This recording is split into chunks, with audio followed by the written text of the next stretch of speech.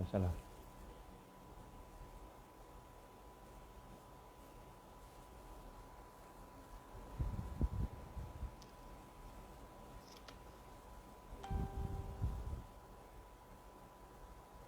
InsyaAllah kita mula dengan Al-Quran. Al-Fatihah. A'udzubillahi minasyaitanirrajim.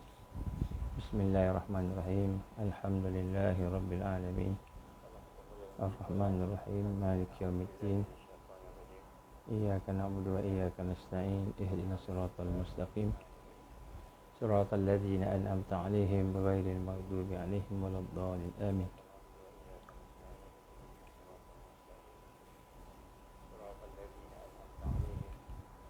A'udzubillahi samil alim minasyaitonir rajim. Bismillahirrahmanirrahim. Innal hamdalillah nahmaduhu wa nasta'inuhu wa nastahdihi wa nastaghfiruh. Wa na'udzu billahi min shururi anfusina wa min sayyiati a'malina. May yahdihillahu fala mudilla lahu wa may yudlil fala hadiya lahu. Asyhadu an la ilaha illallah wahdahu la syarika lahu wa asyhadu anna Muhammadan abduhu wa rasuluh. Qala rabbi shrah li sadri wa yassir li amri wahlul 'uqdatam min lisani yafqahu qawli. Rabbi zidni ilman amma ba'. Assalamualaikum warahmatullahi wabarakatuh. Alhamdulillah, pertama-tama kita bersyukur kepada Allah Subhanahu Wa Taala. Dengan izin Allah, kita diberikan kesempatan pada pagi ini untuk sama-sama kita meningkatkan kefahaman kita, kesedaran kita. InsyaAllah mudah-mudahan sama-sama kita dapat berjalan menuju kepada Allah Subhanahu Wa Taala dengan kekuatan, insya-Allah. Dan mari sama-sama kita memperdalamkan selawat dan salam kepada Rasulullah sallallahu alaihi wasallam. Kita memperdalamkan selawat kita, salam kita kepada baginda Rasul, ahli keluarga, semua para sahabat baginda, semua pejuang-pejuang yang bersama dengan Rasulullah sallallahu alaihi wasallam. Kita betulkan niat kita, kita tajdid niat kita, kita perbaharui taubat kita kepada Allah Subhanahu Wa Taala, iaitu taubat yang kita nak jadikan sebagai taubatun nasuha. Taubat nasuha, kita memperdalamkan maksud taubat itu dengan sebenar-benarnya. Kerana kekuatan kita, kekuatan amal kita, kekuatan amalan kita untuk dia berkesan, nombor satu ialah kita nak kembali kepada Allah. Bila kita beramal tu maknanya kita nak kembali kepada Allah. Dan maksud kembali kepada Allah ini ialah kita nak bertaubat kepada Allah. Bertaubat kepada Allah SWT sebagai muqaddimah kepada semua amalan kita. Semua amalan kita ni mesti muqaddimahnya taubat. Pintu masuknya taubat. Kerana taubat itulah merupakan perkara yang sebenarnya akan membuka rahmat Allah Subhanahu Wa Taala, insya-Allah. Dan taubat yang penting ialah taubatun nasuha. Taubatun nasuha, taubat yang betul-betul. Dan taubat itu secara umum terbagi kepada 3 secara umum. Yang pertama sekali, kita membuang sepenuhnya ini peringkat taubat. Peringkat taubat. Kita membuang sepenuhnya dosa-dosa kita, zahir dan batin. Dalam rangka kita bimbang takut kepada ancaman Allah. Ini nombor 1. Ini peringkat yang pertama lah taubat. Kita bimbang Allah akan menyiksa kita. Allah akan menyiksa kita. Jadi taubat yang pertama ini ialah disebut taubat. Peringkat yang kedua, taubat ni bermakna dalam konteks inabah disebut. Inabah. Taubat juga, tapi inabah. Inabah ni ialah maksud kita melucutkan sepenuhnya diri kita ni daripada perkara-perkara yang salah, yang dosa, dengan kerana kita rindu. Kita rindu kepada Allah Subhanahu Wa Taala, kerana kita hajatkan kepada balasan yang baik daripada Allah. Itu inabah. Inabah ni maknanya kita kembali kepada Allah juga. Dalam konteks kita rindu pada dia, sayang. Ini peringkat yang tinggi sikit lah. Peringkat yang ketiga ialah peringkat yang disebut Al-Awwabah. Al-awabah ini ialah apabila kita membuang, melucutkan sepenuhnya diri kita daripada perkara-perkara yang salah, yang maksiat, daripada zahir dan batin itu, kerana kita betul-betul merasakan diri kita ni hamba Allah. Kita ni hamba Allah. Kita ni hamba, Allah ni Tuhan. Allah ni Tuhan. Dan tugas hamba ini tidak lain hanyalah menjunjung perintah Allah, memperbaiki diri dia, untuk dia nak mendekatkan diri dengan Allah, dapat redha Allah saja. Jadi dia memang rindu ke Allah. Dia memang takut dengan azab Allah, tapi dia nak rasa yang dia awabah ini, orang awabin, orang awabin itu orang-orang yang kembali kepada Allah juga. Itu orang yang hanya merasakan dirinya itu sebagai hamba Allah. Maknanya dia kenal Allah lah, dia taubat bersama dengan makrifat kepada Allah Subhanahu Wa Taala. Jadi bila kita melihat peringkat-peringkat ini, maka kita kena rasa orang yang mengenal Allah itu, taubatnya itu lebih besar, lebih bermakna. Sebab itulah pada hari ini kita nak sambung sikit apa yang telah kita bincangkan pada yang lepas, iaitu berkenaan ciri-ciri kemenangan ataupun ciri-ciri jilul mau'ud. Jilul mau'ud ini ialah generasi yang dijanjikan yang akan menang. Generasi yang akan menang. Jadi sekarang ni macam-macam kita dengar. Akan ada total lockdown lah. Saya dapat maklumat ada berita-berita dikatakanlah, tak tahulah benar tak benar, tapi kita ambil kita kata ambil perhatian je lah kan. Dikatakan akan melibatkan askar kita lepas ni total lockdown ni. Askar-askar kita akan terlibat. Dan kemudian mungkin juga askar luar negara. Jadi kita tak tahulah. Maksudnya kalau benar, maka kita akan berada dalam keadaan yang lebih susah daripada sebelumnya. Bila dia kata total lockdown tu, maknanya mungkin semua bisnes akan habis. Semua bisnes akan habis. Jadi apa akan berlaku tuan-tuan? Kita kena buat solat hajat. InsyaAllah kita akan rancang untuk buat solat hajat bersama dengan seluruh Malaysia. Untuk kita nak minta Allah petunjuk supaya kita dapat bergerak dengan baik, dapat bangkit lah.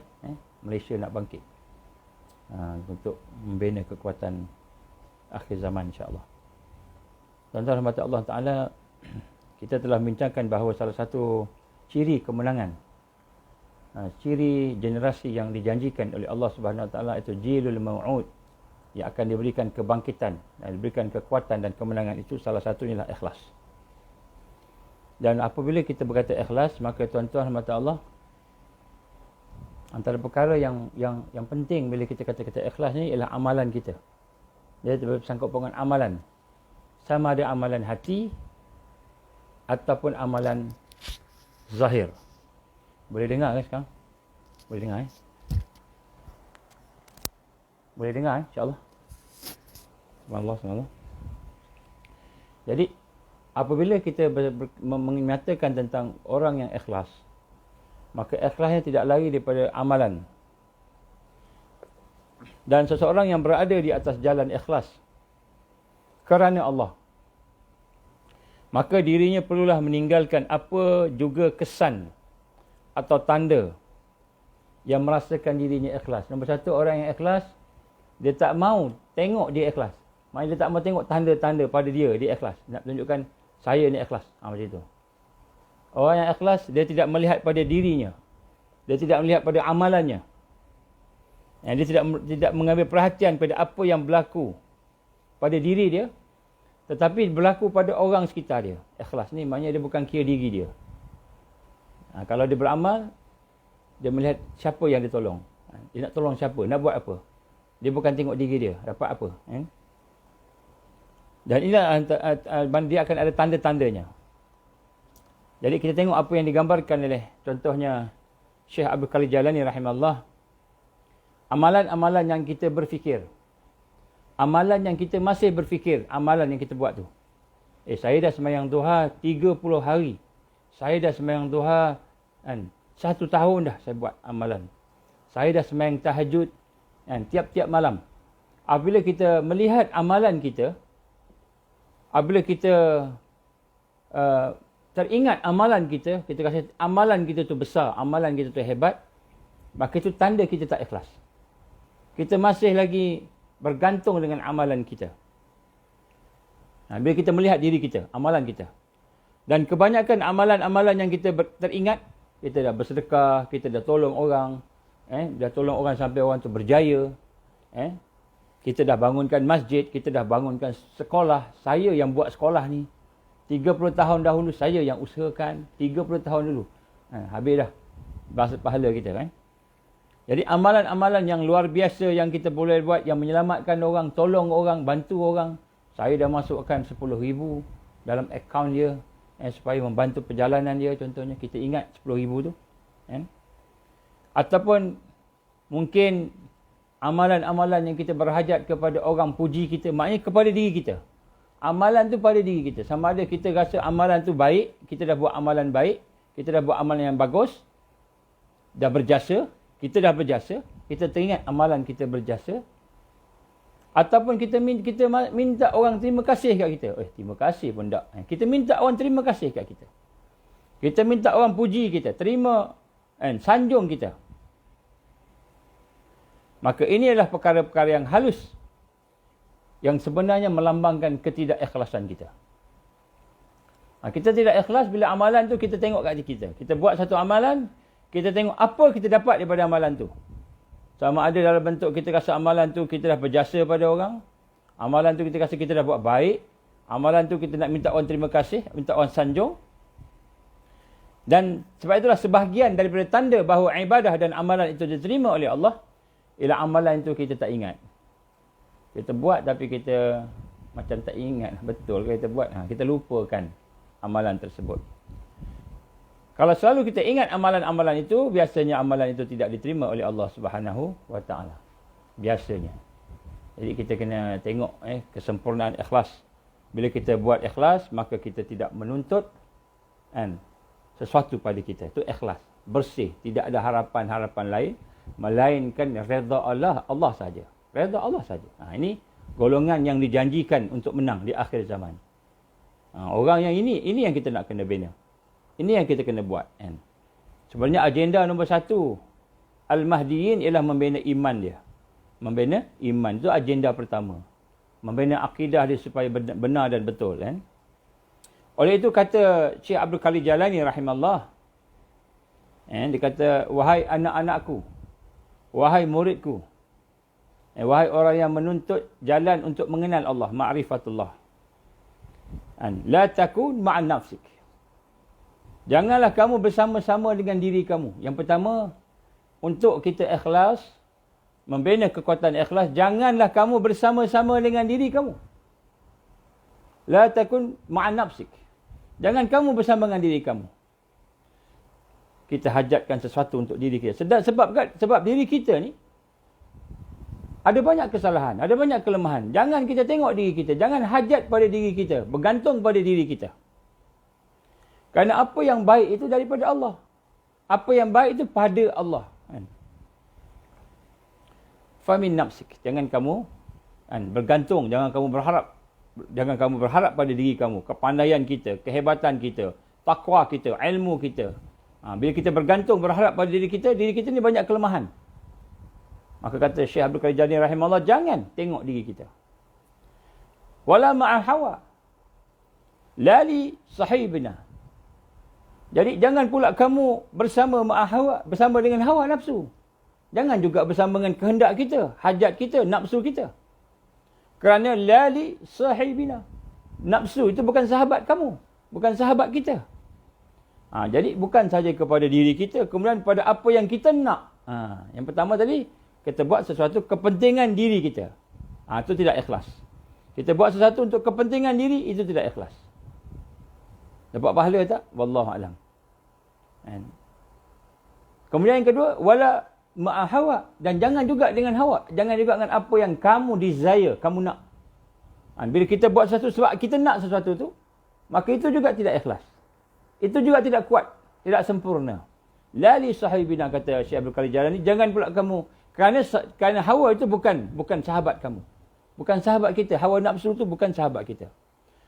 Hawa nafsu kita kena kendalikan dia, kena kawal dia. Kita kena tunggang dia, nafsu dia kita kena tunggang dia, jaga dia, kita kontrol dia. Sebab tu kita berpuasa. Contohnya, habsun nafs. Puasa ni nak mengekang nafsu kita. Jadi yang pertama, jangan kita bergantung, jangan kita berhajat pada diri kita. Yang kedua, jangan berhajat pada kehendak nafsu kita. Wala ma'ad dunya. Yang ketiga, wala ma'ad dunya. Jangan kamu bersama dunia. Jangan kamu buat sesuatu untuk dunia. Untuk dunia kamu. Jangan kamu bersama untuk dunia. Macam mana kita hidup untuk dunia? Kita memang dah ada kat dunia sekarang.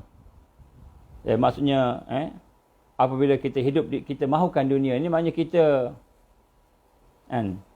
akan dijadikan oleh dunia ini hamba dia, digoda, mudah digoda. Jadi kalau kita tidak wala ma'ad dunia dan tidak bersama dunia, maka kita tidak akan digoda oleh dunia.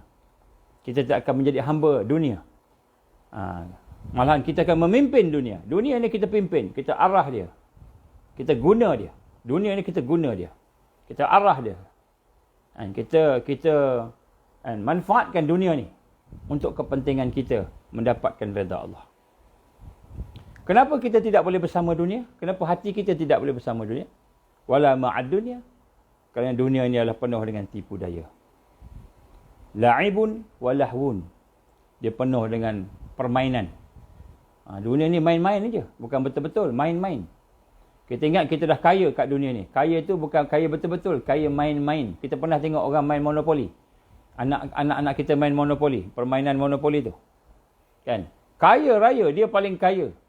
Hebat, ada hotel, ada rumah, ada apa. Tapi main-main, habis tu tutup, habis balik dah. Macam main monopoli kan. Dia beli hotel, dia beli tanah, dia beli rumah, banyak rumah sewa pula. Duit pun banyak kat tangan dia, cash.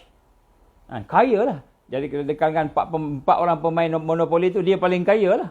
Paling hebat lah, jutawan. Tapi bila habis main, habis lah. Tiba-tiba mak panggil, ayah panggil. Makan sini, dah tinggalkan. Tinggal semua. Kita tengah main tadi tu, tinggal. Main monopoli, tinggal. Bila mak panggil makan. Makan sini, makan. Berhenti dah, cukup. Makan. Tak kira lah kita tengah kaya ke tengah miskin, tinggal semua. Dunia kita tinggal. Bila Allah panggil kita, apa yang ada kat kita? Harta kita, kereta kita, pangkat kita, nama kita. Semua yang ada kat kita ni, tinggal. Macam orang main monopoli tadi. Macam orang main monopoli. Macam anak-anak kita main monopoli. Sekarang dia panggil apa? Entah ada yang Islamik sikit. Saya tak ingat apa nama dia. Tinggal. Kan? Bapak panggil, ayah panggil, kawan panggil, tinggal semua. Itu dia panggil la'ibun. Walahwun. La'ibun ni permainan. Senda gurau. Kan? Jadi kita kata, dunia ni main-main aja macam orang main monopoli. Sebab tu sekali tuan-tuan, jangan kita bersama dengan dunia. Wala ma'ad dunia. Kalau kita nak ikhlas, wala ma'ad dunia. Jangan kamu bersama dengan dunia. Wala ma'ad hawa. Jangan kamu bersama hawa. La takun ma'an nafsik. Dan jangan kamu bersama-sama dengan diri kamu. Dengan diri kita ni pun kita tak nak bersama. Nak ikhlas. La takun ma'an nafsik. Wala ma'a hawa. Wala ma'ad dunia. Jadi dikata sini, kenapa kita tak nak bersama dunia? Kerana dunia ni adalah permainan. Tuan-tuan, puan-puan rahmati Allah. Berapa harta kita sekarang? 10 juta? 100 juta? 1 bilion, kita bilioner. Bila Allah panggil, kita tinggalkan 1 bilion tu. Tinggal semua. Benda yang kita paling sayang. Orang yang paling kita sayang. Siapa orang paling kita sayang? Anak-anak kita. Orang paling kita sayang, isteri kita. Ataupun suami kita. Bila Allah panggil, tinggal. Macam orang yang meninggalkan permainan monopoli. La'ibun walahwun. Iaitu dia hanya membukakan permainan, senda gurau, tipu daya. Jadi sebab tu kita kata wala ma'ad dunia. Jangan dengan dunia. Orang yang nak ikhlas tak boleh dengan dunia. Dunia akan ditinggalkan. Kemudian wala ma'al akhirah. Kata Syekh Abdul Qadir Jailani, wala ma'al akhirah, ni ikhlas. Ikhlas ni wala ma'al akhirah. Maka jangan juga engkau bersama akhirat. Jangan kita buat kerana akhirat. Ini ikhlas betul ni. Wala ma'al akhirah, kata Syekh Abdul Qadir Jalani rahimahullah. Bukan juga kerana akhirat.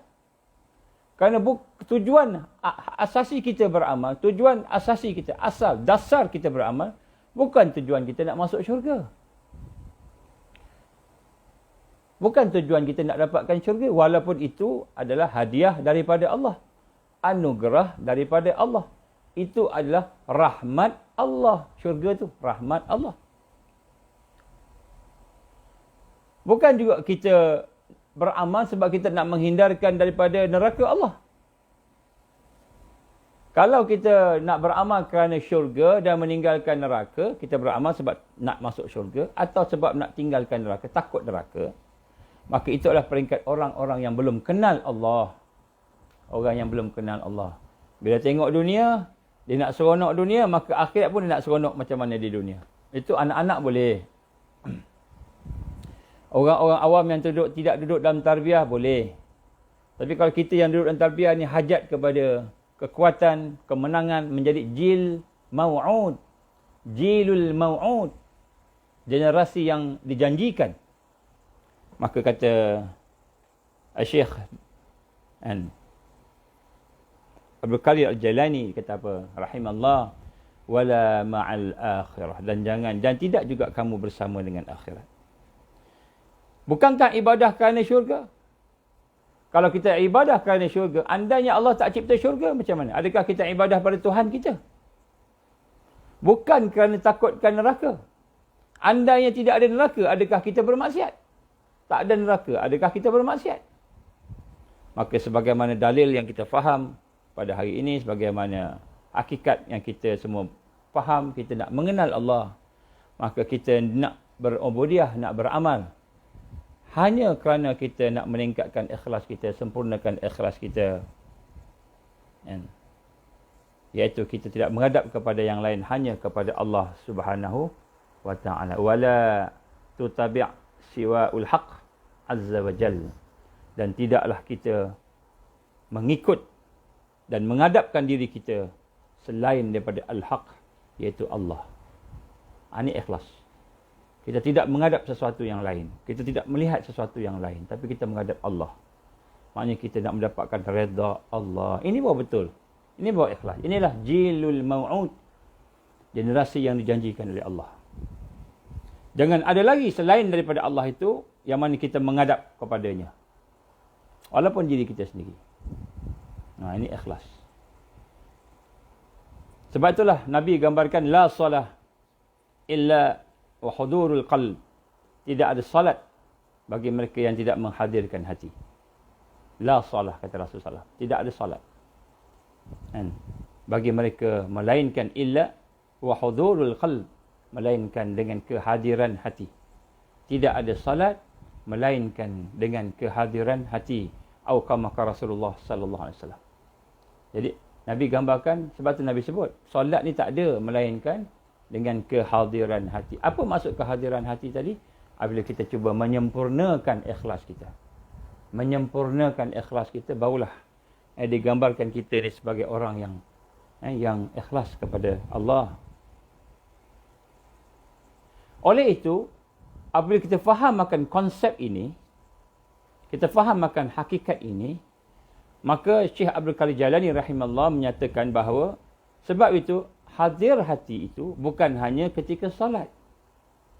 Kalau kita faham tadi, tidak bersama diri kita, janganlah kamu bersama dengan diri kamu, janganlah kamu bersama dengan nafsu kamu, janganlah kamu bersama dengan dunia, janganlah kamu bersama akhirat. Kemudian Rasul kata tidak ada salah melainkan adanya kehadiran hati. Maka kita faham bagaimana digambarkan oleh Syekh Abdul Qadir Jalani rahimahullah, seorang ulama yang faqih. Dia bukan ulama tasawuf saja, dia fiqh dia pun dia handal. Syekh Abdul Qadir Jalani rahimahullah ni. Kita ingat dia orang sufi saja, bukan. Dia ulama muktabar. Ulama yang faham, yang syariat dia faham, usul faham, tasawuf dia faham. Syekh Abdul Qadir Jalani ulama muktabar. Jadi dia mengatakan bahawa hadirnya hati bukan hanya ketika solat. Oleh itu kita faham bahawa menghadirkan hati bukan hanya ketika solat. Ketika solat bahawa kita nak rasa kehadiran hati kita bersama Allah. Solat tu latihan untuk kita bawa keluar kepada kehidupan kita. Solat 5 minit, 10 minit itu sebagai satu bekalan. Bekalan kita untuk bawa keluar daripada solat. Bila kita berhadapan dengan kehidupan, di situ kita nak rasa bersama Allah. Di situ kita nak rasa kita buat kerana Allah. Mencari mardatillah, nampak? Jadi solat ni latihan. Sebab tu Allah SWT perintahkan kita semua solat 50 waktu sehari semalam. 50 waktu. Tapi mengenangkan kita tak mampu, Nabi SAW pun negotiate, minta kurang. Akhirnya 5 waktu sehari semalam. Sebab apa Allah SWT perintahkan 50 waktu? Kan?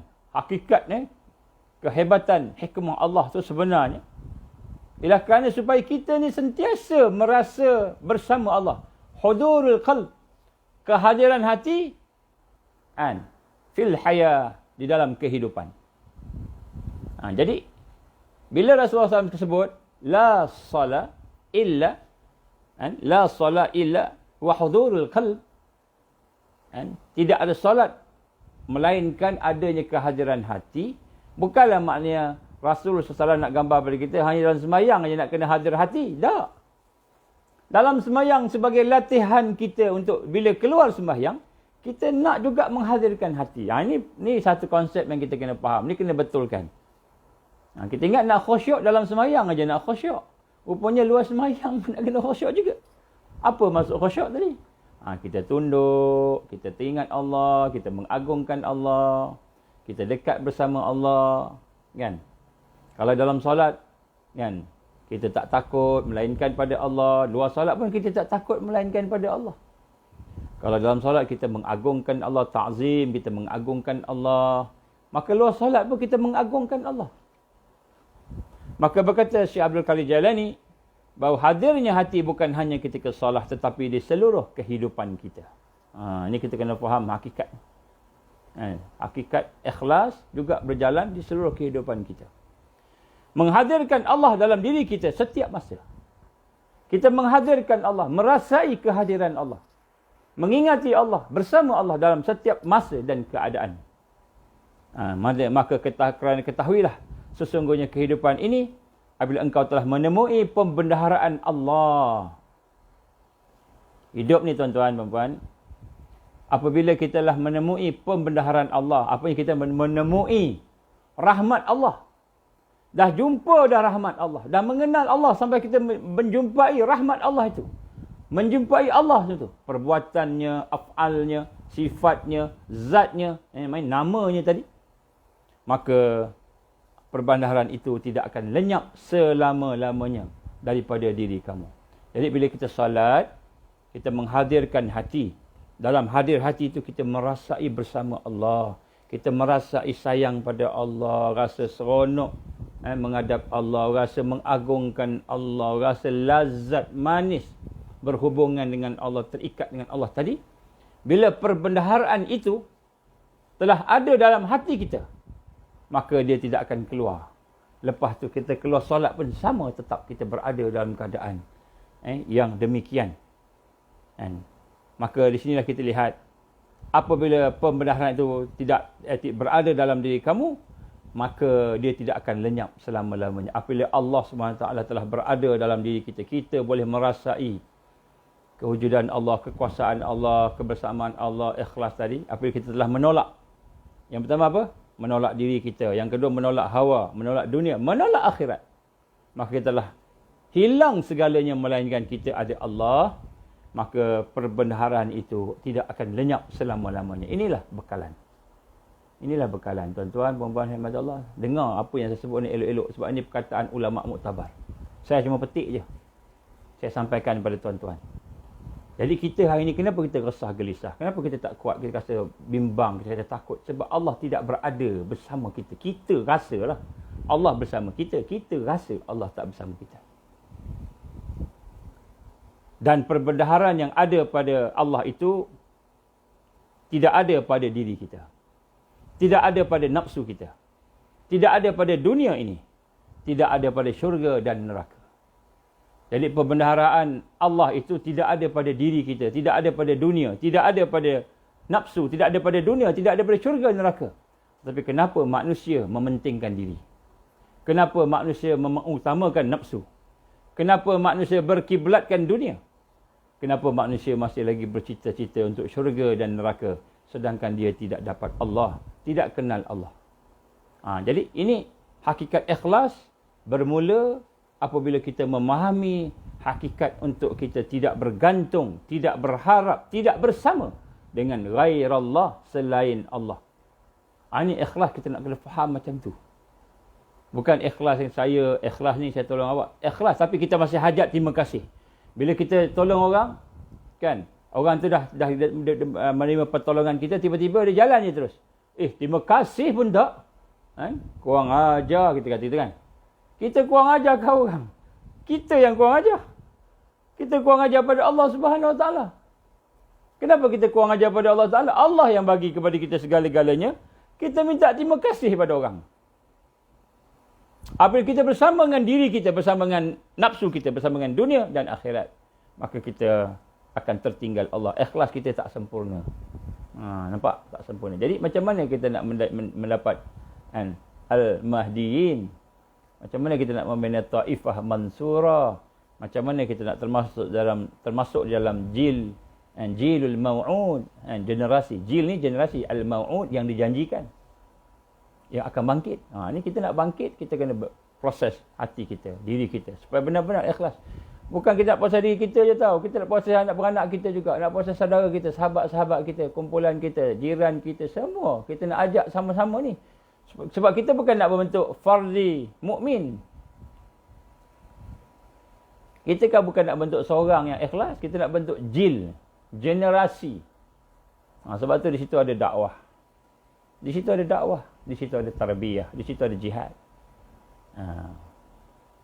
Bahkan tujuan-tujuan akhirat tidak baik. Bagi orang yang ikhlas, yang sempurna ikhlasnya, tujuan akhirat tu tidak baik. Tidak lebih baik. Dan yang lebih baik, yang terbaik, tujuan kita hanyalah Allah Azza wa Jalla.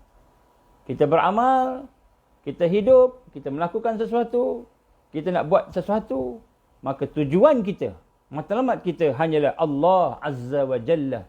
Iaitu kita nak menjunjung perintah Allah, nak dapat redha Allah Subhanahu wa Ta'ala. Nak dapat redha Allah Subhanahu wa Ta'ala. Jadi kalau Allah bagi kita miskin, kita tahu tu daripada Allah. Aku sabar ya Allah, Engkau bagi aku miskin. Aku sabar ya Allah, Engkau bagi aku berhutang. Aku jahil dulu, aku berhutang. Sekarang ni dah tahu, rupanya hutang ni tak elok.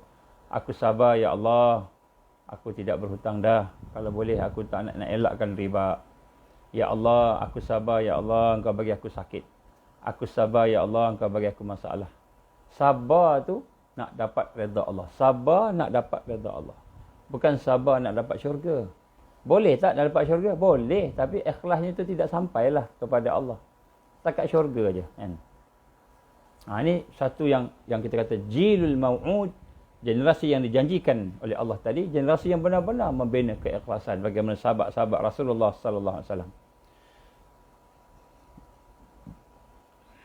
Maka apabila kita telah benar-benar memproses diri kita supaya menjadi orang yang benar-benar ikhlas tadi, hanya menghadap Allah, bersama Allah tadi, maka kita akan menemui pembendaharaan yang maha hebat. Apa pembendaharaan yang maha hebat yang kita boleh capai? Mardatillah. Kita hanya hajat nak dapat mardatillah je. Mardatillah. Redha Allah je. Maka ketika kau telah menemui pembendaharaan Allah, ketika kamu telah menemui pembendaharaan Allah ini, maka kamu telah menemui al-haq dalam hidup kamu. Maka kita dah jumpa al-haq. Inilah sebut al-haq, ini sebut kebenaran. Bila dah jumpa redha Allah ni, barulah kita kata itu kebenaran, al-haq. Dan apabila al-haq telah masuk dalam hidup kita, maka tidak ada lagi kesesatan. Bila Allah Subhanahu Wa Taala telah ada dalam diri kita, maka itu syarat pertama untuk tidak sesat. Tidak sesat. Allah akan jaga. Allah akan jaga. Kita mendengar kisah-kisah mereka yang mencari Allah dalam hidup. Yang mencari Allah dalam hidup. Apa bukti mereka mencari Allah? Contohnya Cat Stevens. Sekarang dah jadi Yusuf Islam. Dan bila dia lemas, dalam satu ketika dia lemas. Dia pendekkan cerita lah, dia lemas. Ceritanya panjang. Kemudian ketika itu dia kata, ya wahai Tuhan, oh God, I know you exist. Aku tahu engkau ada. Maka engkau selamatkanlah aku daripada lemas ni. Sebab dia nak berenang tak boleh, dah lemas. Dia tarik ke dalam, ke laut. Kalau engkau selamatkan aku akan cari engkau. Oh God, aku akan cari engkau. Oh God. Dia cakap macam itu, dia doa masa dalam tengah lemas ni, cat Steven Kemudian tiba-tiba ada ombak tolak dia ke depan, pop, dia terus keluar, kan, dia ke pantai, dia selamat. Dah terbatuk-batuk. Oh. Orang semua cakap, kenapa? Kan? Dalam hati dia apa? Hati dia dah jumpa Allah. Oh God, thank you. I know you are there. Aku tahu engkau ada. Jadi hati dah jumpa Allah. Bila hati jumpa Allah, dia cari jumpa Islam. Allah pelihara. Dia bukan dia tak pergi cari agama lain, dia pergi agama patah balik Kristian, patah balik Buddha lah, Hindu lah, semua dia tengok. Tapi dia tak rasa benar. Allah pelihara dia. Akhirnya dia jumpa Islam. Sampai sekarang dia jadi Yusuf Islam. Kita pun sama juga. Apabila hati kita telah menemui Allah, hati kita dah boleh rasa dah menemui Allah, keagungan Allah, dan telah mencari Allah. Tak ada dah nak cari diri kita. Tak adalah nak cari nafsu. Dah tak adalah nak cari dunia. Walaupun akhirat tak nak cari Allah. Maka ketika itu, kita telah menemui Al-Haq dan tidak ada lagi kesesatan selepas itu. Allah jaga kita. Datanglah Dajjal nak menyesatkan kita. Kita dah ada Allah dalam diri kita. Kita dah ada Allah dalam hati kita. Kita dah benar-benar ikhlas. Maka Dajjal, syaitan, iblis sekalipun tidak akan mampu untuk mengalahkan kita. Kerana apa yang dah ada dalam roh kita, dalam hati kita, dalam lub kita, dalam lubuk hati kita itu Allah. Hajat kita ikhlas kerana Allah. Maka pada ketika itu, Dajjal datang, syaitan, iblis datang, kita boleh tahan sebab kita sudah ada Allah dalam hati kita. Nah, ini yang kita nak kena faham bila kita sebut ikhlas. Bukan kita kata ikhlas ni cakap, saya ni ikhlas lillahi ta'ala, tapi hati kita masih hajat pada diri kita sendiri. Hati kita masih hajat pada kehendak nafsu kita. Bukan kata tidak boleh memenuhi tuntutan nafsu. Nafsu ni kita kena jaga, kena kawal, tapi bukan itu. Tujuan beramal bukan itu. Tujuan beramal bukan diri kita. Tujuan beramal bukan nafsu, kehendak, desire kita. Tujuan beramal bukan sebab nak dapat dunia. Tujuan beramal bukan sebab nak dapat akhirat, tapi hanya nak dapat redha Allah. Bila pembenaran ini, akhlak ini, al-haq ini telah sampai masuk dalam hati kita, maka para ulama kita, Syekh Abdul Qadir Jani sebut, tidak ada lagi kesesatan. Selepas tu tak ada kesesatan dah. Sebab al-haq dah masuk dalam hati. Kalau ada ujian, Allah yang maha mengetahui, yang maha mengetahui akan memelihara kita. Nah, inilah sebenarnya proses yang kita nak lalui. Sebelum datangnya Dajjal nak keluar dah ni. Bila nak keluar? Wallahu alam. Tapi nak keluar dah. Tentera dia pun nak masuk Malaysia dah dengarnya. Maka tidak lagi kufur daripada nikmat Allah. Bila al-haq dah ada, bila dapat nikmat, kita tak kufur dah nikmat Allah. Kita dah tak kufur dah. Bila kita ikhlas tadi, kita dah tak kufur dah. Kita makan, kita rasa ni daripada Allah ni, Allah bagi. Kita rasa Allah bagi. Dah tak kufur nikmat dah. Tidak ada lagi kekufuran dalam nikmat daripada nikmat Allah. Malah ia telah sampai kepada tajalli nur sifat-sifat Allah. Subhanallah. Bila al-haq telah masuk ke dalam diri dia, maka kata dia apa? Dia telah sampai kepada tajalli nur sifat-sifat Allah. Tajalli ni apa? Tajalli ni dia boleh melihat musyahadah. Dia boleh mempersaksikan nur, ada cahaya sifat-sifat Allah. Dia boleh melihat sifat-sifat Allah. Jadi orang ikhlas ni dia boleh melihat sifat Allah. Dia boleh melihat sifat Allah. Maha pemberi rezeki, dia musyahadah, dia melihat, dia menyaksikan. Tajalli ni Allah buka. Contohnya nurullah, nur Allah. Cahaya Allah itu boleh difahami oleh hati manusia. Maka cahaya Allah yang dimaksudkan dengan nurullah, nur Allah itu, hati boleh faham. Hati boleh faham. Hati boleh faham bila dia ikhlas. Kan? Hati boleh faham. Kau tak faham. Macam mana ni? Kan? Kita agama Islam dah. Tapi kita macam-macam. Macam-macam. Dan cahaya Allah itu boleh difahami oleh hati manusia. Dan boleh membezakan yang baik dan buruk. Barulah kita mendapat furqan. Kita mendapat satu kekuatan untuk membezakan di mana al-haq dan batil. Ini tak betul ni. Kita akan nampak, ni tak betul ni. Nampak Islam, nampak iman, nampak taqwa. Tak betul ni. Tak betul. Yang ini betul. Yang ni nampak macam lekeh aja. Tapi ini betul ni. Cahaya Allah yang ada dalam hati kita itu akan dapat menerangi. Kita boleh bezakan al-haq dan batil. Di mana bermula tadi? Ikhlas. Ikhlas. Ini kekuatan yang pertama. Jilul mau'ud. Generasi yang dijanjikan oleh Allah Subhanahu Wa Taala. Maka dia akan faham nur tauhid. Dia akan mentauhidkan Allah. Baru dia boleh mentauhidkan Allah, mengesakan Allah.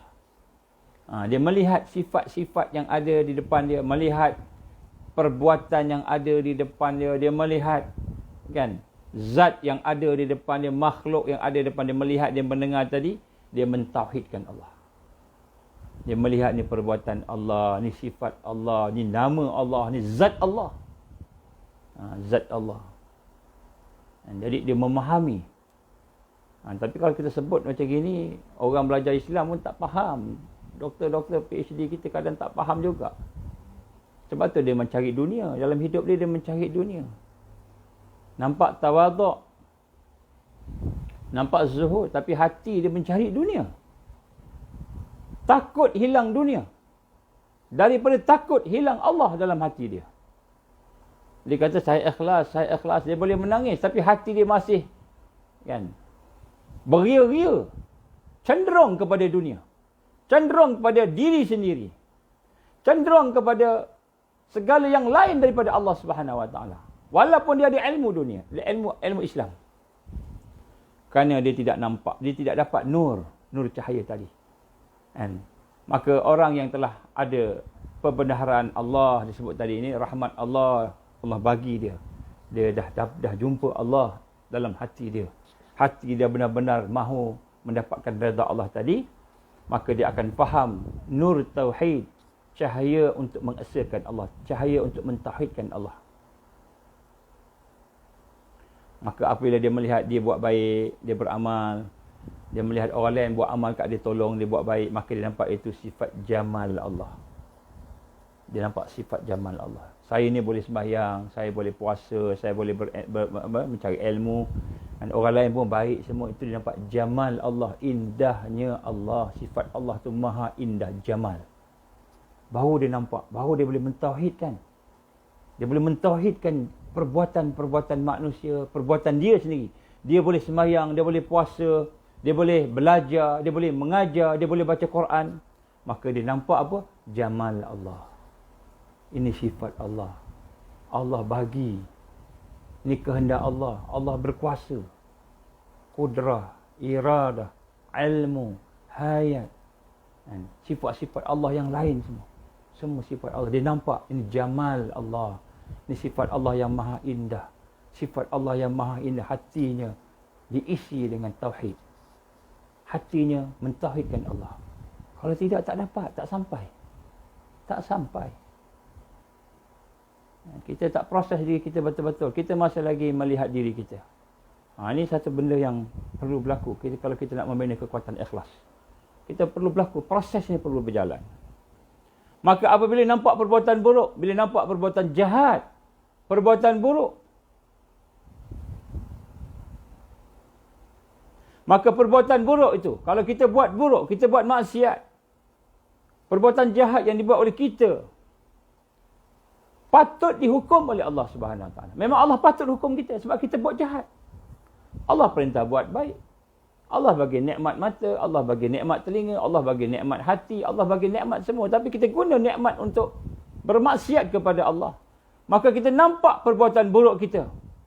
Maka kita kata, wajar aku diazab oleh Allah. Wajar di akhirat nanti aku menerima keadilan daripada Allah Subhanahu Wa Taala. Maka mazhar, apa yang dia nampak, apa yang zahir pada dia, bila melihat perbuatan buruk tadi, dia nampak jalal Allah, jalal Allah. Allah yang maha agung, yang maha berkuasa. Kalau aku buat buruk, memang patut aku kena hukum. Memang patut aku kena hukum. Dia nampak jalal Allah. Dia nampak Allah yang ada sifat Al-Muntaqim. Sifat Al-Muntaqim, sifat yang maha mengazab. Sifat Al-Jabbar, yang maha mengalahkan. Sifat Al-Qahhar, yang maha perkasa. Sifat Al-Qawi, yang maha kuat. Jadi bila melihat sesuatu perkara yang besar, yang hebat, mungkin keburukan dan sebagainya, nampak ni jalal Allah. Allah nak menunjukkan kekuatan dia, keperkasaan dia, maha agung, al-jalal. Maka kita rasa kalau kita buat, kita akan diazab oleh Allah. Allah nak azab kita. Allah akan azab kita. Maka kita pun minta ampun ke Allah. Kita minta ampun ke Allah sebab kita malu. Kita takut dengan kemurkaan Allah. Bukan kita takut neraka. Neraka tu memang sesuatu yang azab. Tapi takut pada murka Allah. Ya Allah, kalaulah neraka itu patut pada aku, agar Engkau menghilangkan kemurkaan-Mu, ya Allah, aku sanggup masuk neraka. Aku sanggup masuk neraka. Kalau neraka itu akan menghilangkan kemurkaan-Mu atas dosa aku ini, ya Allah. Aku bertaubat, ya Allah. Aku bertaubat, ya Allah. Memang aku layak untuk dihukum, untuk diazab dengan dosa-dosa aku, ya Allah. Kita pun minta ampun ke Allah. Bertaubat. Bukan bertaubat nak jauh daripada neraka. Bertaubat kerana bimbang murka Allah. Tak mahu Allah murka. Kita ni hamba dia. Maka Allah pun ampunkan kita. Dia maha pengampun. Allah maha pengampun. Allah akan ampunkan dosa kita. Allah akan selamatkan kita daripada keburukan, neraka, kejahatan, neraka. Allah akan selamatkan kita. Tapi bukan kita buat kerana neraka, takut neraka. Kita buat kerana kita bimbangkan murka Allah. Allah murka tu lebih kita bimbang. Lebih kita takut daripada neraka Allah Subhanahu Wa Taala. Jadi orang yang buat dosa dia nampak ni jalal Allah. Allah menguasai dia. Sehingga dia boleh berbuat dosa. Tak nak buat dosa. Tapi Allah izin buat dosa. Kita tak nak buat dosa. Tapi Allah izin kita buat dosa juga. Maka kita nampak murka Allah. Itu tanda Allah murka. Itu tanda Allah nak menghukum kita. Kita kata, ya Allah, aku layak untuk Engkau hukum, ya Allah. Aku layak untuk masuk dalam neraka-Mu, ya Allah. Aku layak untuk dihina, ya Allah. Asal Engkau tidak murka pada aku, ya Allah. Menyesal. Baru boleh menyesal. Baru boleh menyesal. Ya Allah, asal Engkau tak murka ke aku, ya Allah. Asal Engkau tak marah ke aku, ya Allah. Tak apa, ya Allah, aku reda masuk neraka-Mu. Kalau Engkau pilih untuk neraka, aku reda. Ya Allah, aku reda, ya Allah. Allah maha pengampun. Bila hamba-Nya menyesal, hamba-Nya minta maaf, hamba-Nya minta ampun dengan ikhlas. Dengan ikhlas. Maka ketika itu Allah ampunkan dosa dia. Allah maha pengampun. Nampak tak? Kita hari ni kita kena faham. Konsep ikhlas ni kita kena faham. Supaya bila kita faham ni, kita menuju ke arah situ. Baru kita nampak kita hamba Allah. Baru kita nampak kita ni hamba. Baru kita nampak Allah ni lah Tuhan. Rabb kita, ilah kita. Kalau kita buat baik itu semua dengan taufik Allah. Kita syukur, terima kasih ya Allah. Terima kasih ya Allah. Mudah-mudahan aku lebih kuat lagi dengan izin-Mu untuk beramal, untuk mengabdikan diri kepada-Mu ya Allah, untuk berdakwah, untuk mendidik manusia, keluargaku, kawan-kawan, untuk berjihad sampai habis nyawaku, ya Allah. Maka kan kita meminta sesuatu yang sempurna. Ya Allah, Engkau berilah kesempurnaan padaku, ya Allah. Allahumma inna nas'aluka tamamal afiyah. Allahumma inni Allahumma inni as'aluka tamamal afiyah. Kalau seorang lah, kan? Kalau orang ramai, Allahumma inna nas'aluka tamamal afiyah. Baca doa ni tuan-tuan. Dan jangan baca Allahumma inni saja. Ini kita. Allahumma inni as'aluka tamamal afiyah. Kalau kita baca tu untuk diri kita. Kita baca untuk diri anak-anak kita, keluarga kita, sahabat-sahabat kita. Allahumma inna nas'aluka tamamal afiyah. Allahumma inna nas'aluka tamamal afiyah. Allahumma inna nas'aluka tamamal afiyah. Ya Allah, anugerahkanlah kepada aku kesempurnaan al-afiyah. Afiyah ni apa tuan-tuan? Afiyah ni kebaikan zahir dan batin. Kesempurnaan. Kita minta ke Allah. Kenapa kita minta tamamal afiyah? Memang Nabi ajar kita supaya kita minta tamamal afiyah. Adalah lagi doa ni panjang, kita ambil yang tu pun cukup dah, insya-Allah. Itu kita dah komprehensif dah. Allahumma inna nas'aluka tamamal afiyah. Fid din wad dunya wal akhirah. Boleh juga. Tapi kita minta Allahumma inna nas'aluka tamamal afiyah. Baca banyak-banyak. Mudah-mudahan Allah memberikan kesempurnaan afiah kepada kita. Kalau sihah, bukan sihat saja, sihat wal afiyah. Apa pasal afiyah? Afiyah ni maknanya dia zahir dan batin, dunia dan akhirat. Setiap ketika, setiap masa. Tamamal afiyah. Apa dia tamamal afiyah ni? Dari sudut konteks hamba, ya Allah, kesempurnaan penghambaan padamu, ya Allah. Kesempurnaan perhambaan kepadamu, ya Allah. Kita minta kita jadi hamba dia yang sempurna. Walaupun kita rasa tak boleh, tak sampai, banyak kelemahan kita kan. Tak apa, kita minta lah. Sebab tu Nabi ajar juga yang saya baca selalu tu kan. Rabbana atmim lana nurana. Rabbana atmim lana nurana. Waghfir lana innaka ala kulli syai'in qadir. Rabbana, wahai Tuhan kami, sempurnakanlah cahaya kami. Dan ampunkanlah dosa kami. Engkau lah yang maha perkasa, Engkau yang maha berkuasa, Engkau yang maha hebat, ya Allah, ke atas segala sesuatu. Jadi, apabila kita memahami akan hakikat ini, maka orang ini sudah mendapat hidayah Allah. Inilah hidayah Allah. Inilah punca hidayah Allah, rahmat Allah. Hakikat hidayah Allah ini boleh membezakan yang mana yang baik, yang buruk. Kemudian dia boleh meninggalkan keburukan dan kemudian dia berjuang. Dia akan berjuang. Barulah kita boleh berjuang. Nak tolong orang, kita nampak tolong orang tu penting. Kalau tak, kita tak nampak, kita ingat diri kita je penting. Tak, kita kena tolong orang sebab al-afiyah. Satu yang sempurna keafiatan tadi itu, dia membawa kita, bukan kita je, orang lain pun sama. Maka dia akan menyaksikan keburukan. Syuhud kasar, dia akan menyaksikan keburukan-keburukan. Keburukan-keburukan yang banyak. Depan dia nampak keburukan. Tidak dia akan tergoda dengan keburukan itu. Dia tak tergoda dah dengan keburukan itu. Hati dia dah kenal Allah. Hati dia dari Allah dah keburukan itu dia nampak tak ada apa dah. Tak tergoda lah macam itu. Tak tergoda. Kebaikan di depannya. Dia akan melihat kebaikan di depannya. Maka dia melihat keburukan, dia melihat kebaikan, dia nampak sifat Allah. Jamal, Jalal. Jamal, Jalal Allah. Maka dia akan bersama dengan Allah SWT.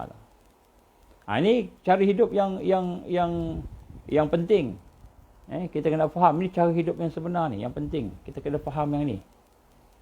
Dan kemudian kita melihat praktikal hidup seseorang yang faham hakikat ikhlas ini, maka barulah dia tidak sama dengan orang lain. Tak sama dengan orang lain. Orang lain buat, nak berkira duitnya, nak berkira kepakarannya, nak berkira masanya, dia berkira semua. Tetapi orang yang ikhlas, dia minta ke Allah. Apa dia minta? Redha Allah tadi. Apa maksud dia minta redha Allah? Apa maksud minta redha Allah ni? Maksud minta redha Allah, maksudnya apa? Ya Allah, rahmatlah aku, ya Allah, macam itu. Kan? Kita nak minta redha Allah ni sama kita minta rahmat Allah. Sebab redha Allah bersama rahmat dia. Bersama rahmat dia. Rahmat Allah ni yang paling penting sekali. Allah merahmati orang yang paling dia sayang. Jadi sebenarnya bukan nak minta dunia. Bukan nak minta diri kita ni baik untuk diri kita, bukan nak minta nafsu kita, bukan nak minta syurga, jauhkan neraka, tak, rahmat Allah.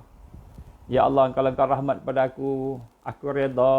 Macam itulah. Maknanya kita nak minta redha Allah tu, minta rahmat Allah. Jadi jangan fikir pasal apa yang Allah nak bagi, tapi fikir pasal redha Allah. Sebab kita nak bersama dengan rahmat Allah. Orang yang dirahmati oleh Allah. Orang yang dirahmati oleh Allah Subhanahu. Sebab tu orang meninggal kita sebut kan, Allah yarham, ya. Rahimatullah, rahimakumullah, kan. Kita sebut kan, orang yang diberikan rahmat oleh Allah Subhanahu wa taala. Maka barulah beza hidup kita tak sama dengan orang lain. Kalau tak sama je. Orang tu semayang juga, tapi semayang kerana nak syurga. Orang ni semayang juga takut neraka. Orang ni semayang kerana Allah, nak dapat Allah saja. Orang ni semayang kerana nak tunjuk-tunjuk, riak. Orang ni semayang juga tapi kerana takut orang cela dia. Kan? Orang ni semayang dia rasa diri dia lebih baik daripada orang lain, ujub. Jadi bukanlah satu yang kompleks sangat. Bukan satu yang kompleks. Bukanlah kita susah sangat ikhlas ni. Tak, ikhlas tak susah. Dia memang fitrah dah pada kita ni. Sebenarnya hakikatnya kita ni bukan nak diri kita. Bukan nak kan nafsu kita. Bukan nak dunia. Bukan nak mana apa-apa. Akhirat pun tak nak. Kita nak redha Allah. Itu fitrah. Sebab Allah gambarkan dalam Quran, وَمَا خَلَقْتُ الْجِنَّ وَالْإِنْسَ إِلَّا لِيَعْبُدُونَ. Kan? Memang kita ada fitrah untuk nak dapatkan redha Allah. Tapi oleh kerana kita ni tidak ada ilmu, tidak faham, kita tertipu dengan nafsu kita, tertipu dengan dunia ni, tertipu dengan kehidupan jahiliah yang ada ni, kita tak mencari Allah dalam hidup kita. Kita mencari ghairallah, selain Allah. Jadi sebenarnya tidaklah kompleks sangat kehidupan yang di ikhlas ni, bukan kompleks sangat pun, senang je, simple. Orang yang kampung pun boleh buat. Orang kaya susah nak buat sebab dia nak dunia. Orang kampung tak ada dunia yang dia nak, orang miskin tak ada harta yang dia nak. Dia cukup dengan dia kata ya Allah, tapi mungkin dia nak untuk diri dia pula kan. Baik. Jadi tingkatan kefahaman kita diuji oleh Allah, ilmu kita, hati manusia itu ialah sejauh mana kita mengenal Allah. Sebab itulah dia patah balik kepada kenal Allah. Macam mana nak tingkatkan makrifat tadi, kan? Ataupun macam mana nak tingkatkan ikhlas tadi. Bila kita kenal Allah, kita boleh lebih ikhlas. Jadi orang yang ikhlas, dia tak tengok amal dia. Orang yang ikhlas, dia tengok apa yang dia nak dapat, iaitu redha Allah. Itu yang dia cari. Redha Allah. Maka apabila kita melihat akan hal ini, maka kita fahamlah bahawa misi dakwah Rasulullah sallallahu alaihi wasallam ialah mentauhidkan Allah. Itu misi dakwah Rasulullah sallallahu alaihi wasallam, itu membawa manusia mentauhidkan Allah, mengesakan Allah. Itu misi dia. Sebab tu la ilaha illallah, la ilaha illallah.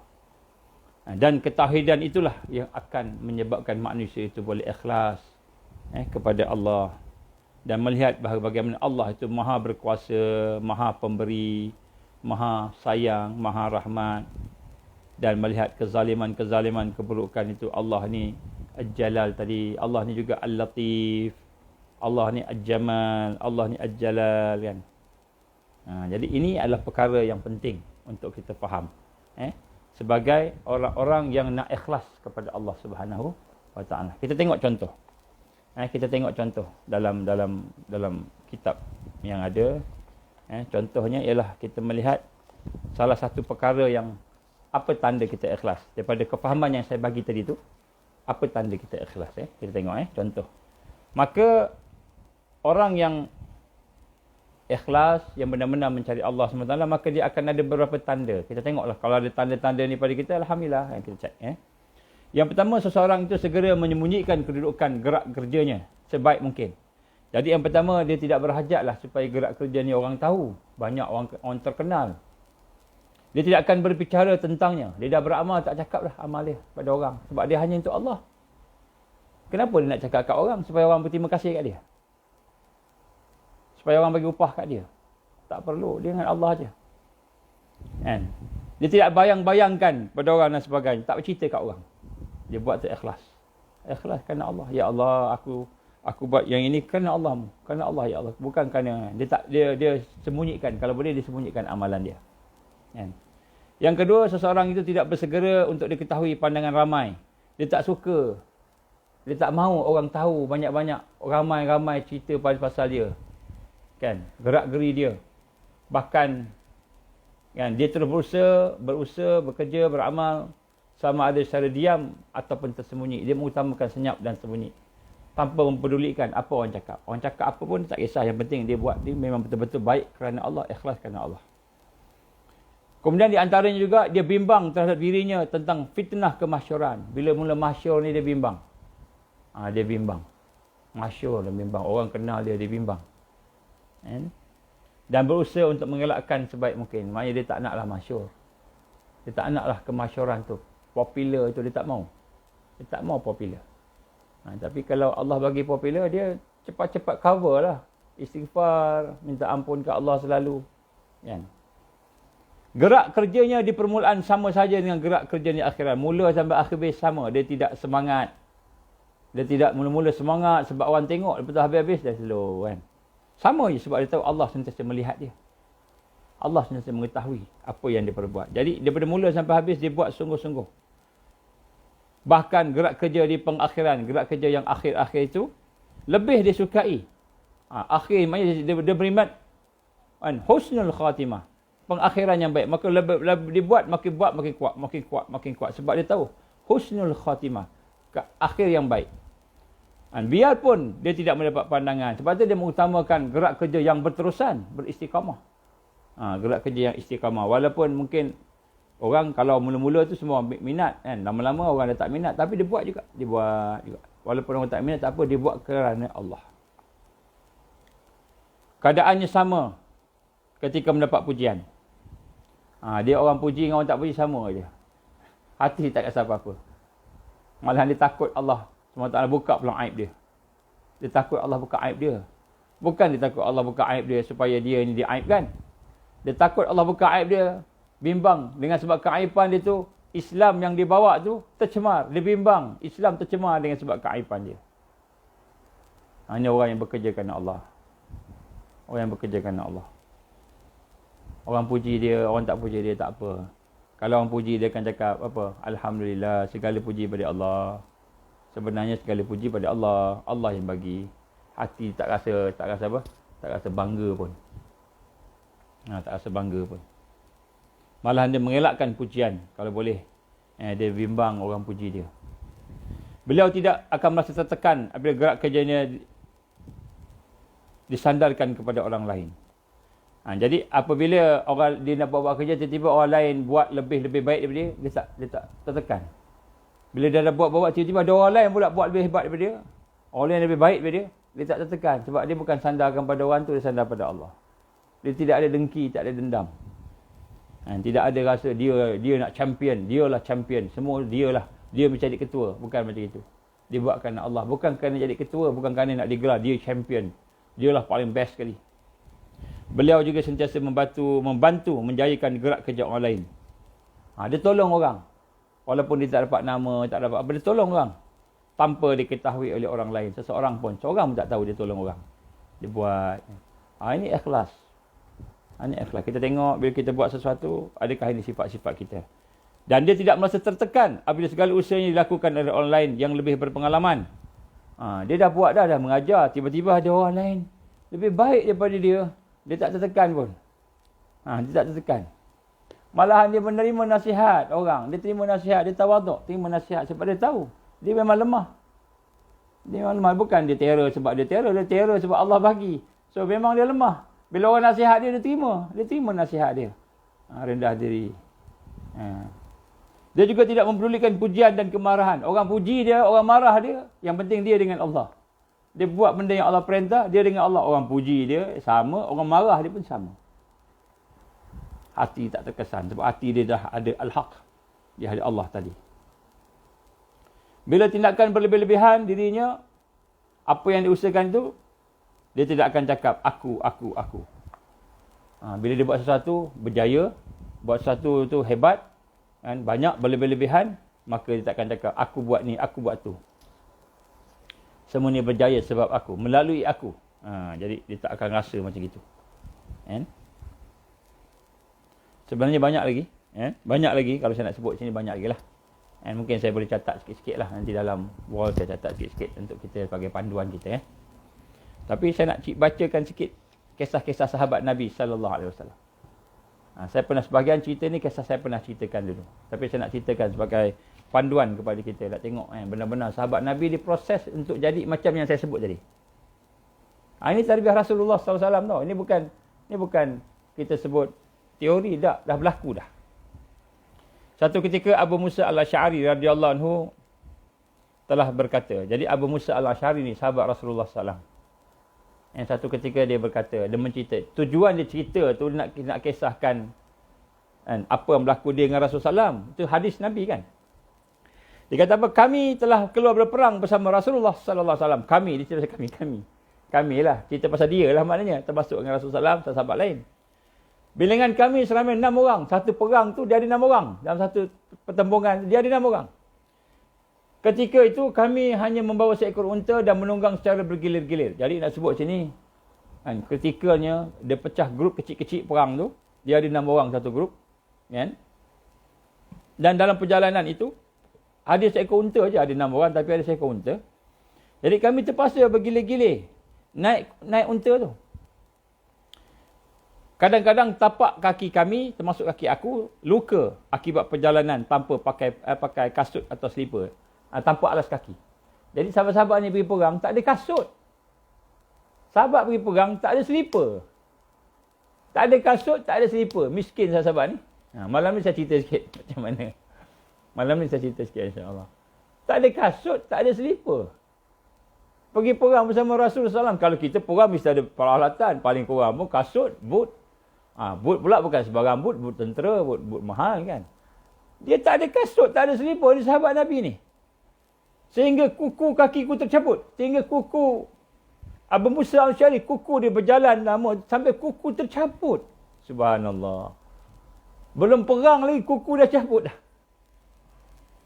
Lalu kami membalutnya dengan secebis kain. Jadi kuku tercabut berdarah lah. Jadi dia pun balut. Balut je dengan kain. Balut gitu. Kain bodoh gitu je. Bukan kata balut dengan plaster lah apa kan. Macam kita hari ni macam-macam lah. Dulu mana ada. Dengan cebisan kain. Dia koyak sikit. Dia balut supaya darah tak keluar. Tetap berjalan terus. Nampak perang. Perang sahabat ni dengan Nabi. Tak pakai kasut sampai tercabut kuku.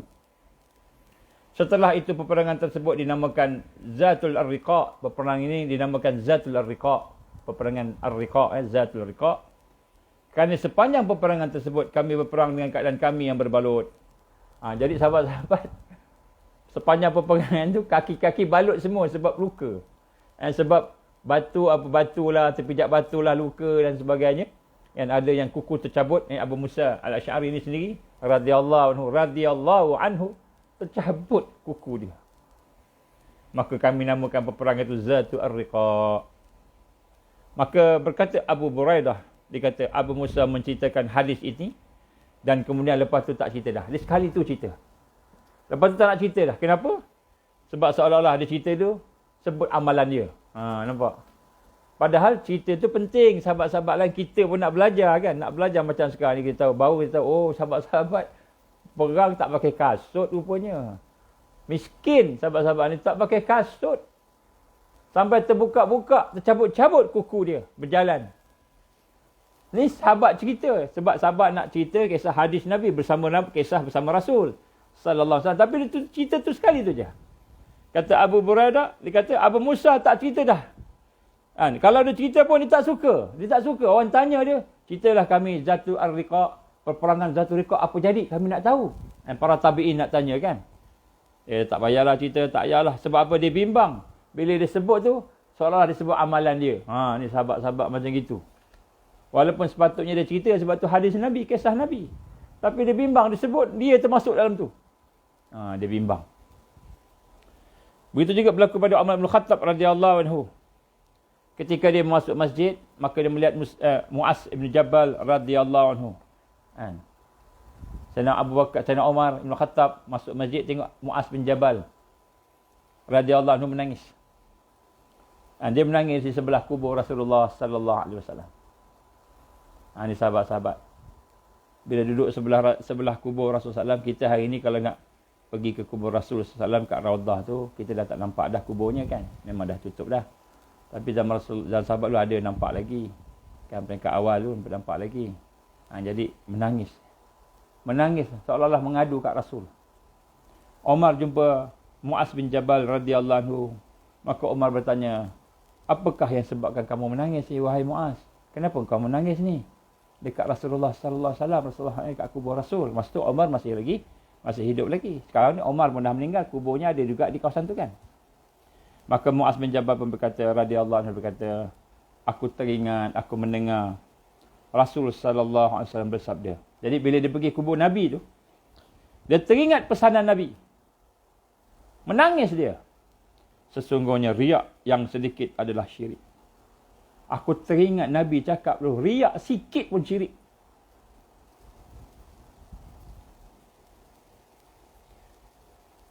Dan sesiapa yang memusuhi wali Allah, sesiapa yang memusuhi awliya Allah, orang yang dekat dengan Allah ni, orang yang bantu memperjuangkan agama Allah, siapa yang musuh dengan dia, maka sesungguhnya dia telah berperang dengan Allah. Allah mengasihi orang yang bertakwa.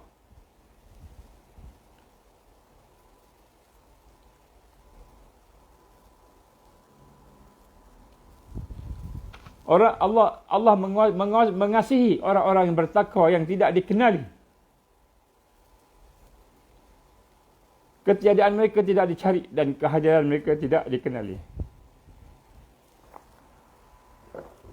Saya minum air sikit je.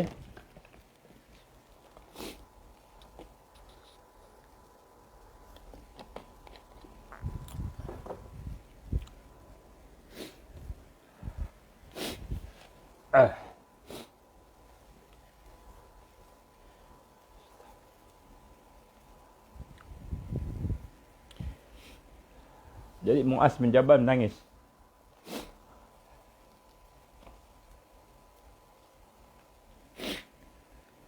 Sebab apabila dia pergi ziarah kubur Rasulullah sallallahu alaihi wasallam, dia teringat Rasulullah tegur sahabat. Apa teguran sahabat? Rasulullah kata, cukuplah riak yang sedikit itu, tapi dia syirik. Riak yang sedikit itu cukup, syirik, kata Rasulullah SAW. Siapa yang musuh wali Allah, sesungguhnya dia telah berperang kepada Allah. Siapa yang lawan awliya Allah, dia berperang dengan Allah.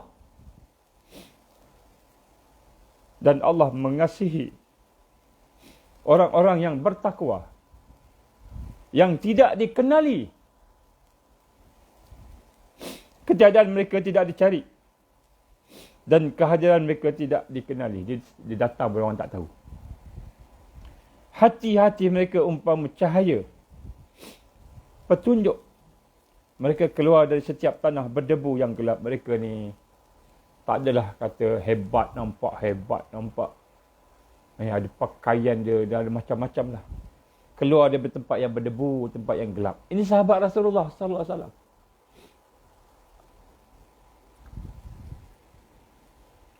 Jadi para sahabat Nabi sallallahu alaihi wasallam sentiasa menantikan serangan daripada ujub. Ujub. Sahabat menantikan serangan ujub. Kalau ujub ni apa tuan-tuan? Ujub ni rasa diri baik. Rasa diri ni baik tu ujub. Kita takjub dengan diri kita sendiri. Itu ujub.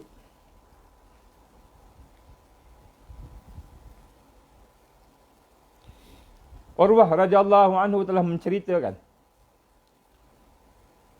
aku melihat Sayyidina Umar radhiyallahu anhu sedang menanggung ke atas bahunya satu bekas air. Satu hari Urwah radhiyallahu anhu telah menampak Sayyidina Umar pikul macam bekas air lah, macam tempayan kecil ke macam itulah. Lalu aku berkata kepada beliau, wahai Amirul Mukminin, wahai Amirul Mukminin, tidak baik kamu buat ni. Kamu buat angkat air ni tak baik. Maka Umar bin Khattab radhiyallahu anhu berkata. Dia kata apa? Kata Sayyidina Umar. Dengar, apa kata Sayyidina Umar? Dia kata, apabila datang kepadaku para petugas. Jadi, di kalangan Sayyidina Umar ni, dia Amirul Mukminin. Jadi, dah dibagikanlah kerja-kerja ni. Kerja-kerja pada kawan sahabat-sahabat lain. Jadi, ada yang dipertugaskan untuk nak angkat air, untuk nak buat apa, macam-macam lah. Maka sahabat-sahabat datang dengan penuh ketaatan, dengan penuh perasaan takabur, dengan penuh ketaatan kepada Umar bin Khattab. Maka tiba-tiba dia kata, perasaan takbur mulai menguasai aku. Tiba-tiba aku rasa aku lebih baik daripada dia. Tiba-tiba aku rasa ni lintasan. Lintasan. Bukan dia sombong. Tak, lintasan. Tiba-tiba lintasan kata, aku ni, mereka ni pekerja. Aku ni Amirul Mukminin. Lintasan. Sayyidina Umar bin Khattab radhiyallahu anhu. Maka aku tak mahu benda tu. Lintasan aku tak mahu. Maka dia kata, aku terus ambil bekas air yang dibawa itu. Dan aku hantar bekas ini kepada rumah anak seorang perempuan dari kalangan Ansar. Dan aku ambil air itu, aku tuang, bagi penuh air itu. Baru aku letakkan, aku bagi pada mereka teruskan. Jadi ini bukan kata dia sombong, dia rasa ujub. Tak, lintasan pada Umar bin Khattab radhiyallahu anhu. Dia kata, aku rasa aku ni baik daripada dia. Aku rasa aku Amirul Mukminin. Dia ni orang biasa, pekerja biasa. Tak ada apa-apa. Maka aku tak nak benda tu ada dalam perasaan aku. Dia kata, aku ambil ni. Dan aku ambil ni. Dan aku buat kerja mereka sama-sama. Supaya tidak ada lintasan yang aku ni lebih baik daripada mereka. Begitu juga dengan Sayyidina Abu Bakar As-Siddiq radhiyallahu anhu. Dan apabila Khalid bin Walid, Khalid Al-Walid radhiyallahu anhu telah memenang, telah menaluki Iraq. Iraq telah ditawan, dijajah, dibebaskan oleh tentera Islam di bawah Khalid Al-Walid. Maka apa surat ke Abu Bakar, Sayyidina Abu Bakar As-Siddiq radhiyallahu anhu, Amirul Mukminin, kepada Khalid Al-Walid? Dia kata, semoga Allah mengurniakan kepadamu, wahai Abu Sulaiman, kelurusan niat. Nombor satu, kelurusan niat. Kedudukan yang tinggi. Sempurnakanlah amalmu. Maka Allah akan menyempurnakanmu. Jangan kamu terkena penyakit ujub. Rasa diri baik. Rasa diri terror. Rasa diri hebat. Rasa diri hebat. Kerana hal ini akan membuatkan kamu rugi dan hina. Jauhilah oleh kamu sifat menunjuk-menunjuk dengan satu perbuatan. Menunjuk-nunjuk riak. Kerana sesungguhnya hanya Allah lah yang maha pemberi anugerah dan kemuliaan. Dialah yang maha membalas. Ini surat daripada Khalifah Abu Bakar As-Siddiq radhiyallahu anhu kepada Khalid bin Walid. Yang mana dia nyebut, dia mengingatkan supaya betulkan niat, buat perbuatan yang baik, sempurnakanlah amal kamu, buat betul-betul sampai habis. Jangan menunjuk-nunjuk. Jangan riak, kerana Allah yang bagi dan Allah juga boleh balas. Nampak? Dia bukan puji. Tahniah Khalid Al-Walid, kamu telah membebaskan Iraq daripada orang-orang musyrikin, kamu telah sekian-sekian. Tahniahlah, semoga Allah rahmat kamu. Tahniah, bagus, sebagai. Dia tak puji. Dia suruh sempurnakan amal. Luruskan niat, sempurnakan amal. Buat, habiskan sampai habis kerja tu. Tapi ingat, jangan riak, jangan tunjuk-tunjuk. Jangan sampai terkena penyakit ujub. Ujub. Rasa diri baik. Abu Ubaidah Al-Jarrah radhiyallahu anhu. Ini sahabat-sahabat Nabi yang telah mengikuti proses Rasulullah SAW yang saya sebut awal tadi. Siapa yang sampai lewat ni, tolong tengok yang awal tadi.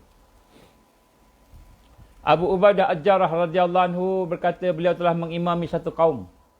Beliau telah mengimami satu kaum. Maknanya pengikut dia lah. Dia antara mereka yang dihantar oleh Abu Bakar, Umar bin Khattab ke Palestin, ke sekitar-sekitar sana. Ke Syam. Selepas mereka selesai solat, dia berkata, syaitan sentiasa denganku sebentar tadi. Habis semayang, dia kata, dia imam, dia ketua, dia amir pada masa tu. Syaitan datang ke aku, tengah aku semayang, syaitan bisik ke aku. Aku ni lebih baik daripada engkau semua. Aku ni sahabat Nabi, aku lebih baik daripada engkau. Syaitan bisik.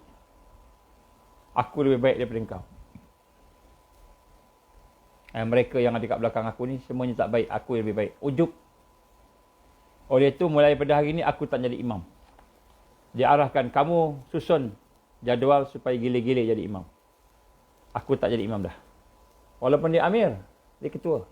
Dia arahkan, semuanya ni kamu buat gila-gila. Ataupun siapa yang lebih baik jadi imam. Tapi aku tak mau dah jadi imam. Hanya kerana lintasan daripada iblis syaitan menyatakan yang kau ni bagus, yang belakang ni semua kan tak biasa, tak hebat macam kau. Lintasan je, dia bisik je. Pun dia dah tak nak dah. Ini sahabat sentiasa menjaga ikhlas. Sahabat sentiasa menjaga ikhlas. Oh, dah 11.40 Saya rasa cukup insya-Allah. Ada lagi banyaklah cerita-cerita ni. InsyaAllah kalau ada kesempatan kita sambung pada masa akan datang. Jadi apa yang saya nak gambarkan sini tuan-tuan dan puan-puan rahmat Allah, Jilul Mau'ud, generasi yang pertama, generasi yang dijanjikan oleh Allah, dia ikhlas. Macam mana cara kita nak ikhlas? Saya dah bincangkan tadi. Janganlah kita bersama diri kita. Kita beramal bersama diri kita. Kita nak sesuatu pada diri kita. Janganlah bersama nafsu kita. Kita buat kerana nafsu kita. Bersama nafsu kita. Jangan kita buat sesuatu kerana dunia yang ada. Jangan kita buat sesuatu kerana akhirat. Tetapi hendaklah kita buat sesuatu kerana Allah. Diri kita banyak kelemahan, kesalahan. Jangan sandar pada diri kita. Diri kita ni akan banyak dosa. Nafsu kita akan bawa kita kepada kejahatan, melampau batas. Jangan ikut nafsu. Jangan kerana nafsu. Yang ketiga, dunia. Sesuatu yang akan kita tinggalkan. Satu yang hina di sisi Allah. Akhirat, syurga dan neraka adalah merupakan makhluk Allah. Dia bukan layak untuk kita buat sesuatu kerana dia. Tidak layak. Yang layak untuk kita buat sesuatu hanya kerana Allah. Dia Tuhan kita, Rabb kita, ilah kita. Dan kita buat sesuatu itu benar-benar untuk mendapatkan redha Allah. Kita hamba hajat rahmat Allah. Hajat rahmat Allah. Allah nak bagi apa pun tak apa. Kalau kita buat salah, kita kata, Ya Allah, sesungguhnya aku buat salah, aku buat dosa. Aku layak untuk dihukum, Ya Allah. Aku layak untuk diazab, Ya Allah. Engkau nak azab aku, Engkau lah yang maha bijaksana, Engkau yang maha berkuasa, Ya Allah. Aku sanggup masuk neraka, Ya Allah. Asalkan Engkau tidak murka padaku. Asalkan Engkau tidak murka padaku. Kita menyesal. Bila kita buat dosa, kita menyesal. Kita marah, diri kita lemah. Maka kita, Ya Allah, kalau aku salah, aku layak diazab. Asalkan Engkau tak murka ke aku, Ya Allah. Engkau redha aku. Tak apa, masuk neraka pun kita redha. Allah redha kita. Kita redha. Jadi bukan buat sesuatu kerana syurga, bukan tinggal sesuatu kerana takut neraka, tapi kerana Allah. Kita tak mahu Allah murka kat kita. Kita tak mahu Allah marah kat kita. Kita tak mahu Allah benci kat kita. Kita jadi hamba Allah yang taat pada dia. Kita jadi hamba Allah yang ubudiah, beribadah pada dia. Yang sentiasa menolong agama dia. Kita nak jadi hamba Allah yang Allah redha. Itu hakikat ikhlas. Hakikat ikhlas. Jadi kita tengok balik amalan kita tu. Jangan gantung kepada amal. Gantung pada rahmat Allah. Sebab tu kita jangan bergantung dengan amalan kita. Kan? Kalau kita teringat, kita buat baik aja, atau baik kita tak ikhlas lagi. Kita buat baik, kita ada buat banyak benda baik-baik, itu tidak ikhlas. Kita jangan ingat amal kita. Sebab kita gantung pada rahmat Allah. Allah nak bagi apa pun kita redha, kita sabar. Sebab kita hanya hajat kepada redha Allah. Jadi orang yang begini, orang yang ikhlas begini, orang ini akan Allah lindung dia. Bila ada hadir dalam hati dia, perasaan begini, ikhlas, syaitan, dajjal, siapa saja tidak akan dapat disesatkan. Tidak dapat menyesatkan dia. Kenapa? Allah pasti lindung orang yang ada hatinya bersama Allah tadi. Allah pasti lindung. Ini janji Allah Subhanahu Wa Taala. Sebab itulah Iblis mengatakan, aku akan datang dari kanan, dari depan, belakang, kanan, kiri. Kan? Dan kau akan dapati ramai di kalangan hamba-hambamu yang sesat. Tidak beribadah kepadamu, melainkan orang yang ikhlas. Melainkan orang yang ikhlas. Kenapa orang ikhlas tidak boleh disesatkan oleh Dajjal, oleh Iblis tadi? Kerana Allah Subhanahu Wa Taala telah mengizinkan perbendaharannya. Redha tadi tu, nur tadi ada dalam hati dia.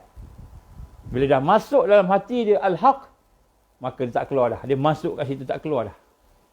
Itu tanda Allah dah terima dah. Jadi sebab tu kita nak kena proses sampai kesempurnaan ikhlas tadi. InsyaAllah. Aku liqali hadza astaghfirullahalazim li wa lakum insyaAllah.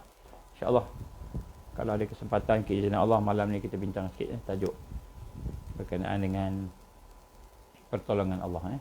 Macam mana nak mengundang pertolongan Allah Subhanahu Wa Taala. dalam keadaan kita hari ini diuji dengan berbagai-bagai, insya-Allah. Allahumma salli ala sayyidina Muhammad wa ala alihi wa sahbihi baraka wa sallam. A'udzubillahi samil alim minasyaitonir rajim. Bismillahirrahmanirrahim. Alhamdulillahirabbil alamin wassalatu wassalamu ala asyrafil anbiya'i wal mursalin wa ala alihi washabbihi ajmain.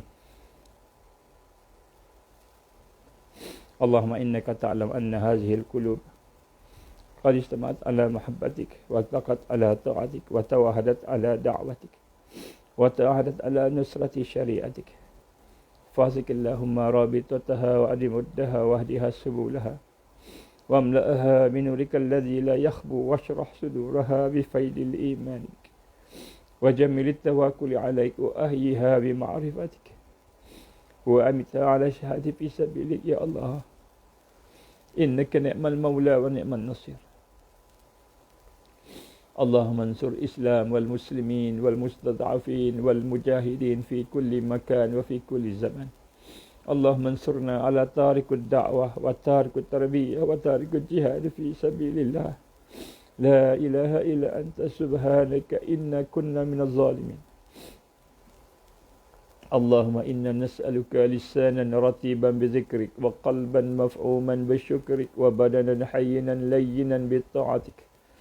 اللهم إنا نسألك إيمانا كاملا ونسألك قلبا خاشئا ونسألك علما نافعا ونسألك يقينا صادقا ونسألك دينا قيما ونسألك العافية من كل بلية ونسألك تمام الغنى عن الناس وحبلنا حقيقة الإيمان بك حتى لا نخاف ولا نرجو غيرك ولا نعبد شيئا سواك. واجعل يدك مبسوطة علينا وعلى أهلنا وأولادنا ومن معنا برحمتك ولا تكلنا إلى أنفسنا طرفة عين ولا أقل من ذلك يا نعم المجيب. يا الله يا حي يا قيوم برحمتك نستغيث. اللهم اجعلنا من المؤمنين حقا. اللهم اجعلنا من المتقين حقا. اللهم اجعلنا من المحسنين حقا. اللهم اجعلنا من المقربين. اللهم اجعلنا من الواسلين. اللهم اجعلنا من العارفين. اللهم اجعلنا من المحبين. اللهم اجعلنا من الصديقين والشهداء والصالحين. اللهم اجعلنا من المهديين. اللهم إنا نعوذ بك من عذاب جهنم. اللهم إنا نعوذ بك من عذاب القبر. اللهم إنا نعوذ بك من فتنة المحيا والممات. اللهم إنا نعوذ بك من فتنة المسيح الدجال. اللهم إنا نعوذ بك من المأسم والمغرم. ربنا لا تزغ قلوبنا بعد إذ هديتنا وهب لنا من لدنك رحمة إنك أنت الوهاب. ربنا ظلمنا أنفسنا وإن لم تغفر لنا وترحمنا لنكونن من الخاسرين. ربنا اغفر لنا ذنوبنا وإسرافنا في أمرنا وثبت أقدامنا وانصرنا على القوم الكافرين. ربنا أتمم لنا نورنا واغفر لنا إنك على كل شيء قدير. ربنا هب لنا من أزواجنا وذرياتنا قرة أعين واجعلنا للمتقين إماما. ربنا آتنا في الدنيا حسنة وفي الآخرة حسنة وقنا عذاب النار. ربنا تقبل دعاءنا إنك أنت السميع العليم وتب علينا يا الله إنك أنت التواب الرحيم. وصلى الله على سيدنا محمد وعلى آله وصحبه وبارك وسلم. سبحان ربك رب العزة عما يصفون والسلام على المرسلين والحمد لله رب العالمين. سبحانك اللهم وبحمدك أشهد أن لا إله إلا أنت أستغفرك وأتوب إليك. بسم الله الرحمن الرحيم والعصر إن الإنسان لفي خسر إلا الذين آمنوا وعملوا الصالحات وتواصوا بالحق وتواصوا بالصبر. Tuan-tuan, minta tolong panjang-panjangkan kuliah duha kita kepada anak-anak kita, saudara kita, kawan-kawan kita, mudah-mudahan dapat rahmat daripada Allah, insya-Allah. Wabillahi taufiq wal hidayah. Assalamualaikum warahmatullahi wabarakatuh. Malam ni insya-Allah